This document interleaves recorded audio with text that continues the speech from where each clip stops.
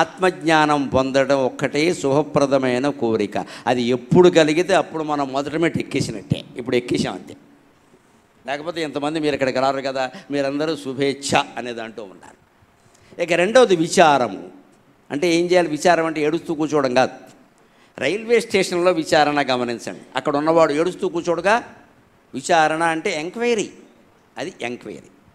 మన తెలుగులో విచారం అంటే దుఃఖం అని అర్థం వచ్చింది. సంస్కృతంలో విచారం అంటే ఎంక్వైరీ.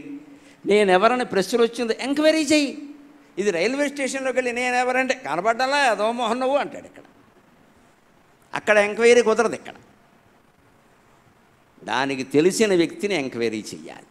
తానెవరో తాను తెలుసుకున్న మహాజ్ఞాని ఎవరైనా నీ పరిస్థితుల్లో ఉంటే అక్కడికి వెళ్ళి, అయ్యా నాకు నేనెవరో అర్థం కావట్లేదు, మీకు తెలుసునని అందరూ అంటున్నారు, కాస్త నేనెవరో నాకు చెప్పండి అని వశిష్ఠుడు లాంటి గురువుని రాముడు లాంటి శిష్యుడు ఆశ్రయించినట్టుగా ఆశ్రయిస్తే ఆయన చెబుతాడు. అదే విచారణ. ఆ విచారం పూర్తయిందంటే అద్భుతమైన స్థితికి చేరుకుంటాం మనం. విచారేణ పరిజ్ఞాత స్వభావస్య మకామతే, విచారేణ పరిజ్ఞాత స్వభావస్య మకామతే. యోగ వాసిష్టం ఉత్పత్తి ప్రకరణంలో ఉంటుంది ఈ మాట, అద్భుతమైన మాట. విచారేణ పరిజ్ఞాత స్వభావస్య మకామతే. అనుకంప్యా భవంత్యేతే బ్రహ్మ విష్ణుంద్ర శంకరాక. అనుకంప్యా భవంత్యేతే బ్రహ్మ విష్ణుంద్ర శంకరాక. విచారేణ పరిజ్ఞాత స్వభావస్య మకామతే. స్వయంగా తాను విచారణ చేసి ఎవరైతే తన స్వస్వరూపాన్ని తెలుసుకుంటాడో అతన్ని చూసి అతడు అనుకంప్యా భవంత్యేతే బ్రహ్మ విష్ణు ఇంద్ర శంకరాక. బ్రహ్మని, విష్ణువుని, ఈశ్వరుణ్ణి, ఇంద్రుణ్ణి చూసి జాలి పడతాట. అయ్యో వీళ్ళెంత అమాయకులు. బ్రహ్మేమో సృష్టి చేస్తానంటాడు, విష్ణువేమో ఈ సృష్టిని కాపాడడానికి 10 అవతారాలు ఎత్తానంటాడు. ఆయన కర్మ కాకపోతే ఈ అవతారాలండి దేనికి పని లేక. పైగా ఎత్తినవి ఏమైనా గౌరవించే అవతారాల. చేపగా పుట్టాడు, కప్పగా పుట్టాడు, పందిగా పుట్టాడు, సగం మనిషి సగం జంతువుగా పుట్టాడు, పొట్టి మనిషిగా పుట్టాడు, ఓ గొడ్డలేట వేసుకుని మొత్తం అందరినీ నరికి పారేశాడు. దేనికి ఇవన్నీ? ఇంత యాతన ఎందుకు పడ్డాడు? సృష్టిని కాపాడాలనే ఒక పని పెట్టుకోవడం వల్ల. ఈ పని పెట్టుకోకపోతే ఆయన సుఖంగా ఉండేవాడు. అందుకే ఈ పనులు ఏమీ లేకుండా నకుర్యాత్ న విజానీయాత్ సర్వం బ్రహ్మేత్యనుస్మరన్ యదా సుఖం తథా తిష్టేత్ ఇది వేదాంతడిండిమక అని శంకరాచార్య వేదాంతడిండిమలో చెప్పినట్టుగా ఇంకా నేను చేయవలసింది ఏదీ లేదు, తెలుసుకోవలసింది ఏదీ లేదు. నేనెవరో నాకు అర్థమైంది, అంతా ఒక్కటే. ఆ ఒక్కటే నేను అయిన తర్వాత అందరూ చేస్తున్న పనులు నేను చేస్తున్నట్టే, అందరూ తెలుసుకున్నవి నేను తెలుసుకున్నట్టే. నేను చేయాల్సింది, నేను తెలుసుకోవలసింది ఏదీ లేదు అని విచారణ చేసి తెలుసుకున్న బ్రహ్మజ్ఞాని ఎలా ఉంటాడు అంటే, సృష్టి చేసి కార్యాన్ని నెత్తి మీద పెట్టుకున్న బ్రహ్మని చూసి, కాపాడే పని నెత్తి మీద పెట్టుకున్న విష్ణువుని చూసి, ఈ కంపెనీ మొత్తం మూసేసే పని నెత్తి మీద పెట్టుకున్న శివుణ్ణి చూసి, మధ్యలో అప్పుడప్పుడు దేవలోకానికి అధిపతిగా ఉండి రాక్షసులకి భయపడి మళ్ళీ విష్ణువు కాళ్ళ మీద, బ్రహ్మ కాళ్ళ మీద, శివుడు కాళ్ళ మీద పడి మాటి మాటికి లేచి సాష్టాంగాలు చేసి ఇంద్రుణ్ణి చూసి చాలా జాలి పడతాట. ఏం జీవితాలు రా మీవి, మీకంటే నేను ఎంత గొప్పవాడిని. ఇప్పుడు ఆలోచించండి అమ్మా, బ్రహ్మజ్ఞాని అయిన వాడు ఎంత గొప్పవాడో. బాబాగారు బ్రహ్మజ్ఞాని, ఆయనకి ఎవరి కాళ్ళు పట్టుకోవలసిన పని. అందుకే బాబా స్థితి మీరు గమనించండి, ఎప్పుడు ఇలాగే కూర్చుంటాడు ఆయన, కాలిమి కాలేసుకొని. అదేదో గర్వం అనుకుంటే అలాగా కాలిమి కాలు అవ్వకుండా దర్జా. అమ్మవారు ఎలా ఉంటుందమ్మా, శ్రీమాత శ్రీ మహారాజ్ఞి ఇలా కూర్చున్నప్పుడు శుభ్రంగా ఇలా వేసుకుని, శ్రీమాత శ్రీ మహారాజ్ఞి శ్రీమత్ సింహాసనేశ్వరి చిదగ్నిగుండ సంభూత దేవకార్య సముద్యత ఉద్యద్భాను సహస్రాభ చతుర్బాహు సమన్విత ఉంటుంది ఆవిడ. మహారాణి. మహారాణి అలాగే ఉంటుంది. ఊరికే కూర్చున్న సీట్లోనే కాళ్ళు ఎట్టేసుకుని వేరుశనక్కాయలు కొట్టుకుంటూ కూర్చోవడం ఆవిడకేం పని. మనం సోఫాలో అలాగే కూర్చున్నాం. ముందు సోఫాలో కూర్చుంటే పెద్ద జబ్బు ఏంటంటే కాళ్ళు సోఫాలో పెట్టడం, ఇది పెద్ద జబ్బు, పెట్టకూడదు. మన ఇంట్లో కూడా పెట్టకూడదు. కాళ్ళు విడిగా పెట్టలేని వాడికి సోఫా ఎందుకు? రెక్కలేని రోడ్డు కొనుక్కోండి, పొడుగ్గా చాపుకొని కూర్చోండి, గొడవలేదు.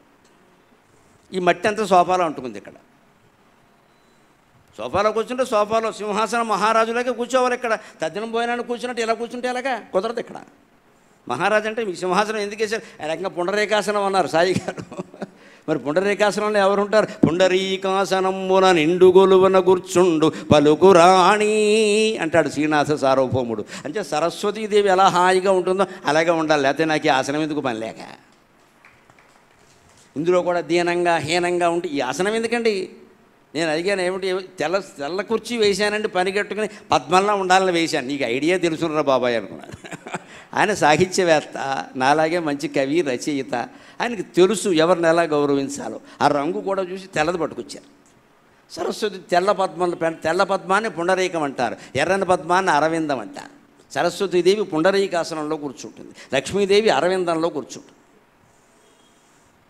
అందుకే అలా కూర్చున్న వాళ్ళు అలాగే కూర్చోవాలి. అందుకే బాబా గారు కాలి మీదను కాలునైనను చాలు బొమ్మనయడి శస్త్రమనగా అని నేను బాబా గారి మీద పద్యం చెప్పా. ఆయన కాలు ఎందుకు వేస్తారంటే కాలును కూడా వెనక్కి వెళ్ళిపోమని చెబుతాడు. యమధర్మరాజు కూడా ఆయన ఏం చేయలేడు. పోవాయా నువ్వెంత, నేను ఈ శరీరం కాదు, నువ్వు శరీరాన్ని పట్టుకెడతావు, అయితే నాకేమిటి అని లెక్క చేయడు. మృత్యువును కూడా మనం లెక్క చేయకుండా ఉండాలి అంటే ఆయుర్దాయం హోమం అని చేయకూడదమ్మా. ఇంకా బతికి ఏం చేస్తామని నిర్ణయించుకోవాలి. ఇంకా ఆయుర్దాయం పెంచేసుకుని ఏం చేస్తావు ఇక్కడ? ఇప్పటికే పనికి మాలిందే. దేశానికి ఏమన్నా చేశామా? మన కోసమే కదా ఈ ఆయుర్దాయం అంతా. అందుకని ఆయన ఆయుర్దాయ హోమాలు చేయలేదు ఇక్కడ. ఎప్పుడు కాలు మీద పట్టుపో, నీదే ఆలస్యం అన్నాడు ఆయన. పైగా వెళ్ళిపోయే ముందు శుభ్రంగా 3 రోజుల ముందు శిష్యుని పిలిచి నేను వెళ్ళిపోతున్నా అని ఎక్కడ సమాధి చేయాలో కూడా చెప్పేశాడు. మళ్ళీ ఎందుకైనా మధ్య ఒకవేళ తిరిగి రావచ్చు, మీకు తెలియదు ఆ దేవరహస్యాలన్నీ. ఎందుకంటే దేవలోకంలో జరుగుతూ ఉంటాయి అవన్నీ, అందుకని మీకు తెలియదు. అందుకని ఒకవేళ వస్తే 3 రోజులు అట్టి పెట్టండి, 3 రోజులు దాడితే అట్టి పెట్టక్కర్లేదని మహాసభతికి చెప్పాడా లేదా? దేవరహస్యం అది. ఎందుకంటే అవతల రామకృష్ణ పరమహంస ఎదురు చూస్తున్నాడు బెంగాల్లో, మహాభక్తుడు గదాధరుడు.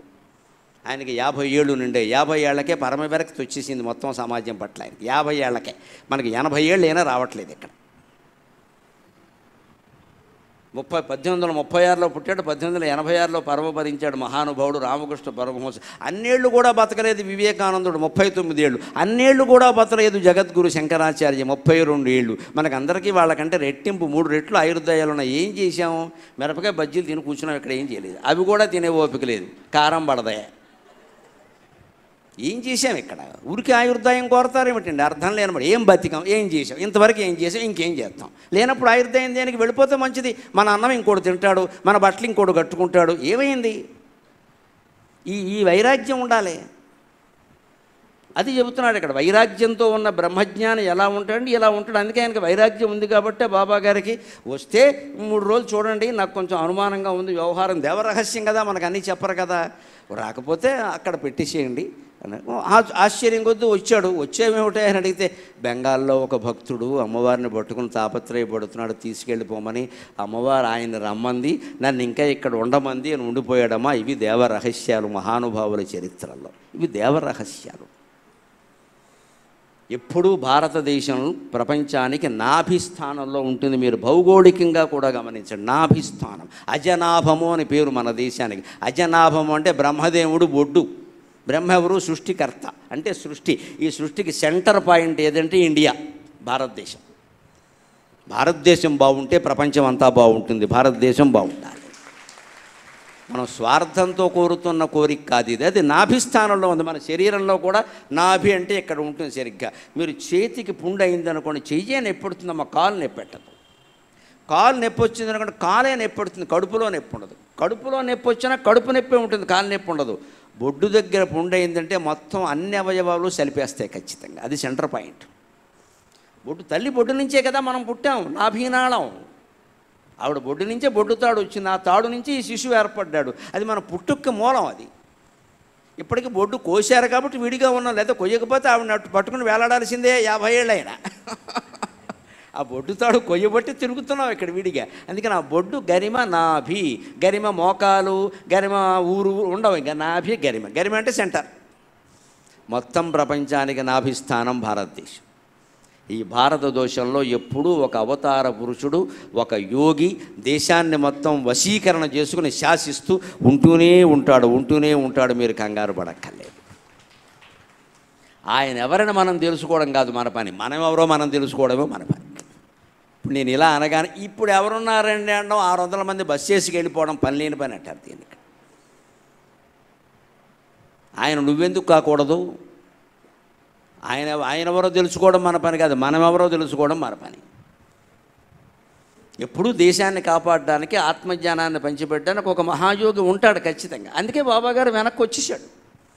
ఆయనకి దొరికింది అనుమతి, వెళ్ళిపోని ఇంకొంతకాలం ఉందాం, తర్వాత ఎడదాం. చరిత్ర నిరూపించిన సత్యాలు ఇవి.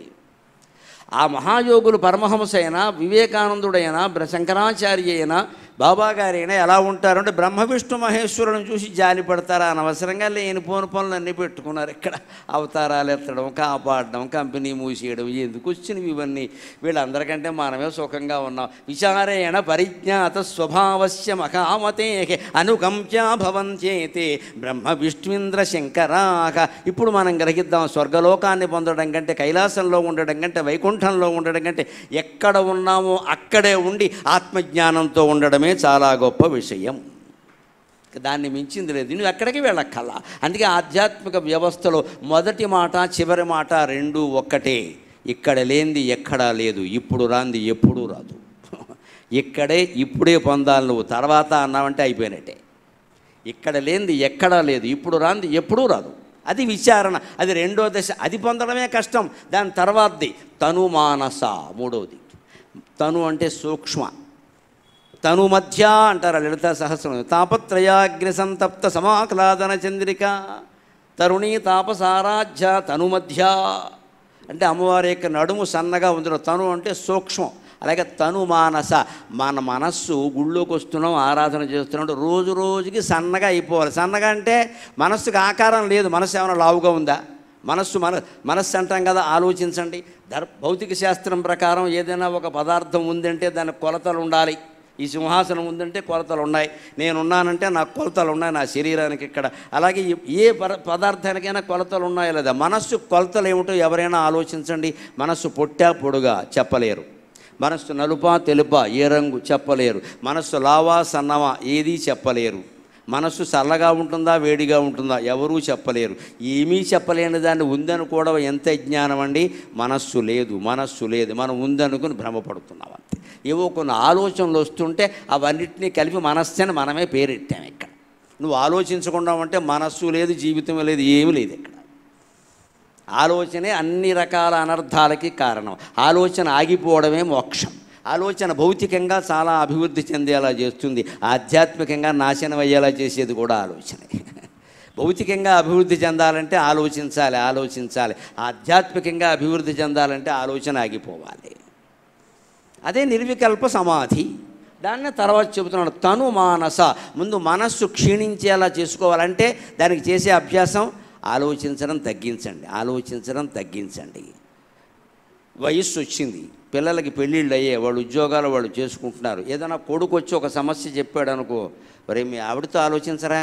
నాతో ఎందుకమ్మా పెద్దదాన్ని, మీ ఆవిడతో మీ ఇద్దరు ఆలోచించి ఏదో చేసుకోండమ్మా అని వదిలేస్తే అత్తగారు మావగారు ఆ కాపురం చాలా బాగుంటుంది. నమశివాయ. ఇది ఎవరికి నచ్చదు నాకు తెలుసు. అయినా నాకు నచ్చని మాటలు చెప్పడమే నాకు నచ్చుతుంది. నా జాతకం ఏమిటో వదిలేయాలి.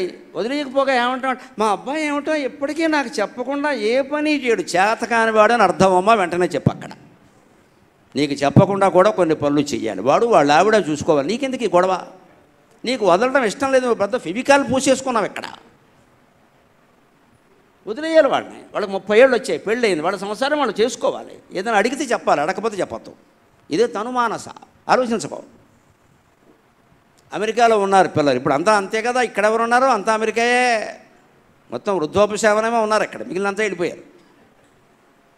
వాళ్ళు ఎప్పుడో ఫోన్ చేస్తారు, చేస్తే మంచి, చేయకపోతే మరి మంచిది, మనకు టైం కలిసి వచ్చి జపం చేసుకోవచ్చు. ఏమిటో పిల్లాడు ఇప్పుడు ఫోన్ చేస్తే ఏం చేస్తావు?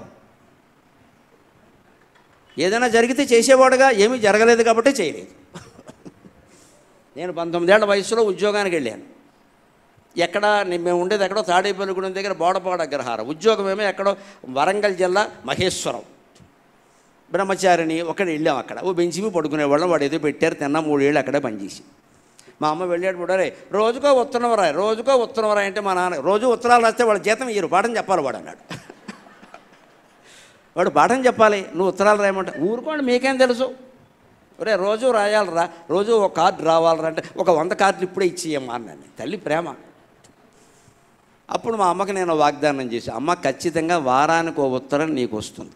ఆదివారం నాకు సెలవు రాసి సోమవారం వేస్తాను, అది మంగళవారం లేదా బుధవారం వస్తుంది. బుధవారం వరకు నా ప్రాణం తీయకు, నాన్నగారి ప్రాణం తీయకు. నేను ఆదివారం రాసి సెలవు కాబట్టి సోమవారం పోస్టులో వేస్తానమ్మా, మంగళవారం లేదా బుధవారం నీకు వస్తుంది అంటే మంచిదన్నావు. మొత్తం 3 సంవత్సరాల పైన చేసిన ఉద్యోగంలో వారానికి ఒకటి చెప్పినైతే ఒక 100 కార్డులు పైన నా తల్లి పోయే వరకు దాచిపెట్టుకుందండి ఆ ఉత్తరాలు. మా అబ్బాయి రాశాడు. అమ్మ అని ఎందుకు ఏడిస్తామంటే అందుకు. ఇంకెవరు ప్రేమిస్తారు అలాగే తల్లి తప్ప. ఆ రోజు బుధవారం ఉత్తరం రాకపోతే అయిపోయినట్టే, మా నాన్నగారికి ఫుడ్ లేదు ఏం కనుక్కుంటాడు, ఫోన్ లేవు, ఎక్కడో ఉన్నాం. అసలు ఉద్యోగానికి వెళ్ళొద్దని గొడవ. 200 ఇచ్చారు. 200 కోసం వెళ్ళాలా అంటే వెళ్ళాలి. వాడు బాగుపడద్దా?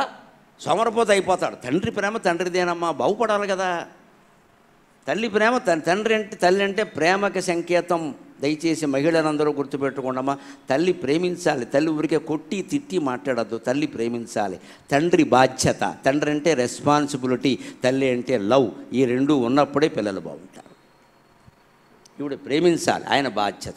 ఈవిడికి బాధ్యత లేదని ఆయన ప్రేమించదని అర్థం కాదు. అక్కడ ప్రాధాన్యాలు ఉంటాయి అంతే. అలా ఒక బాధ. అదే తనుమానస. మనస్సును తగ్గించుకోవడం, ఆలోచన తగ్గించుకో, పని భారం తగ్గించుకో, మాటలు తగ్గించు.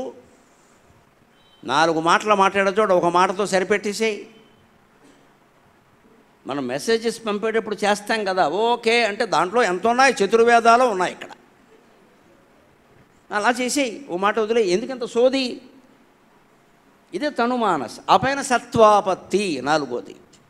అదే నిర్వికల్ప సమాధి. నువ్వు ఎప్పుడైతే మనస్సుని క్షీణింపజేసేలా చేసావో, ఆలోచనలు బాగా తగ్గిపోయాయో బాధ్యతల పట్ల అనబట్టి. ఇవి 25 ఏళ్ల కుర్రాడికి ఈ మాట చెప్పను నేను. 60 ఏళ్ళు దాటాయంటే చెయ్యాలి. 25 ఏళ్ళ వాళ్ళకి వాళ్ళ పనులు, వాళ్ళ ఉద్యోగాలు, బాధ్యత ఆలోచించకుండా వాళ్ళకి ఎలాగా? వాళ్ళు కూడా కాస్త సమయం ఎప్పుడైనా ఎంత సాఫ్ట్వేర్ ఉద్యోగంలో ఉన్నా మధ్యలో కాస్త 2 నిమిషాల సమయం దొరికిందంటే అలా వదిలేసి హాయిగా ఇలా మనలోకి మనం వెళ్ళిపోయి నేనెవరు ఆ నేను అనేది ఎక్కడ స్ఫురిస్తోంది అక్కడ మనస్సు పెట్టేసి నిశ్శబ్దంగా ఉండండి. 5 గంటల తర్వాత నిర్విరామంగా పనిచేసే శక్తి వస్తుంది. ఆత్మధ్యానం అంత గొప్పది. ఆత్మధ్యానం అంత గొప్పది. ఏ జపం, ఏ నామస్మరణ, ఏ తపం, ఏ పూజ అక్కల. ఆ నేను అనేది మనస్సులో ఎక్కడ స్ఫురిస్తుందో దాని మీదే మనస్సు పెట్టడం. ఒక్కసారి ఒంట్లో ఎనర్జీ అంతా పైకి వస్తుంది. మళ్ళీ వాడు 5-6 గంటలు పని చేయగలుగుతాడు. నీరసాన్ని, నిస్త్రాణాన్ని జయించడానికి ధ్యానాన్ని మించిన సాధన లేదు. నిద్ర కాదు. నిద్ర కేవలం శరీరానికి విశ్రాంతి, మనస్సు కాదు. మనస్సుకు విశ్రాంతి కావాలంటే ధ్యానం చేయాలి. అది ఏకాంతంగానే చేయాలి. అదే సత్వాపత్తి. ఆ సత్వమునందు లీనమైపోయే ప్రయత్నం చేస్తున్నారు. దాన్నే నిర్వికల్ప సమాధి. కంచి పరమాచార్య లాంటి వారు రోజులో ఎక్కువ కాలం ఆ సమాధిలోనే ఉండేవారు. అది 4వ దశ. 5వది అనాసక్తి. ఆ దశలో ఉన్నవాడికి లోకంలో ఏ విషయం మీద ఆసక్తి ఉండదు. వాళ్ళకి ఏవో చెప్తుంటే దేనికి ఇదంతా నాకు చెప్తున్నావు వెళ్ళిపో అంటాడు. మనకు అలా కాదు. ఎవడు దొరుకుతాడా, ఏం మాట్లాడతాడా అని చూస్తాం. లేకపోతే ఫోన్ ఎందుకు వదలలేకపోతున్నామండి? ఈ జబ్బు వల్లే. ఎప్పుడు ఎవరో ఏదో చెప్తూ ఉండాలి. ఇప్పుడు చెప్పడానికి మనుషులు లేరు కాబట్టి కెలుగుతూ ఉండాలి. ఇక్కడ వీడు ఏదో చెప్తూ ఉంటాడు. ఇక్కడ ఎందుకు అంత ఆసక్తి? తెలుసుకోవాలని. తెలుసుకుని ఏం చేస్తావు? పోనీ చేసేది ఏమన్నా ఉందా అంటే ఊరికే కూర్చుని మళ్ళీ మాట్లాడుకోవడం. ఇవన్నీ అన్నాల దగ్గర, కాఫీల దగ్గర అసహ్యంగాను. మనం చేయగలిగింది ఏం లేదు కదా. ఇది అనాసక్తి. లౌకిక విషయాల పట్ల అనాసక్తి, ఆధ్యాత్మికత పట్ల ఆసక్తి. నువ్వు చేయగలిగింది ఏదో చేసి ఇంకొదిలే ఆ విషయాన్ని. 6వది చాలా విచిత్రమైన స్థితి, పదార్థ అభావన. ఎదురుగా ఎంతమంది కనపడుతున్నా సరే ఇదంతా లేదు పదార్థ అభావన. నా ఎదురుగా పరమార్థం తప్పితే పదార్థం లేదు అని భావిస్తాడు. అతను మహాయోగి. కనిపిస్తున్న ప్రపంచం అంతా మిథ్య. మీకు ఆశ్చర్యంగా ఉండొచ్చు, కానీ మాట్లాడే వక్తలు ఎవరికైనా మాకు మనోనుభూతి ఎలా ఉంటుందంటే, మీరు ఇంతమంది ఇక్కడ ఉన్నా సరే మీ మీద నేను దృష్టి పెట్టానంటే శ్లోకాలన్నీ ఎగిరిపోతాయేమో అనుమానమే లేదు. ఇక్కడ ఇందులో ఐశ్వర్యవంతులు కనపడితే ఎగిరిపోతాయి, అందమైన వాళ్ళు కనపడినా ఎగిరిపోతాయి. నమశివాయ. పెడబుద్ధులన్నీ ప్రవేశిస్తాయి. అందుకే ఎవ్వరి మీద మేము దృష్టి పెట్టాం. ఈ మొత్తం సామూహిక స్వరూపం ఉందే దాని మీదే మేము దృష్టి పెడతాం, అంతే, ఇంకేముండదు. అది మేము చదివే పాట. అదే పదార్థ భావన. ఇక్కడ ఎంతమంది ఉన్నారో అని నేను దృష్టి పెట్టాను అనుకోండి, ఈ విషయాలు వదిలిపెట్టండి. నా ప్రసంగానికి ఎంతమంది వస్తారు, తక్కువ మంది వచ్చారేమిటి అని ఒక ఆలోచన వస్తుంది. లేదు ఎక్కువ మంది వచ్చారనుకోండి, ఎంతమందిని నేను 2 గంటలు కూర్చోబెట్టాలా అని ఈ భయం ఒకటి వస్తుంది. ఇక్కడ ఈ 2 రాకుండా ఉండాలంటే వాళ్ళ మీద దృష్టి పెట్టద్దు. చెప్పే విషయం మీదే ఉండాలి దృష్టి.